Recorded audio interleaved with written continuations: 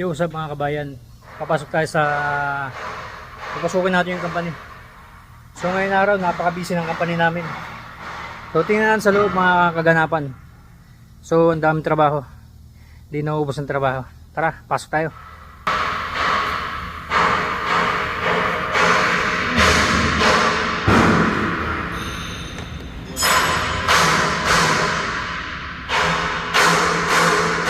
Ito po yung napakarami pong ginagawa namin. Ling, ling! Ling, ling!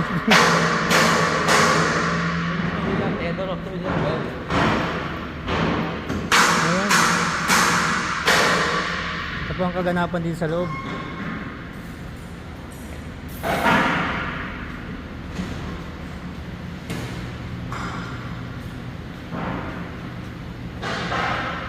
Ito po ang kaganapan sa loob.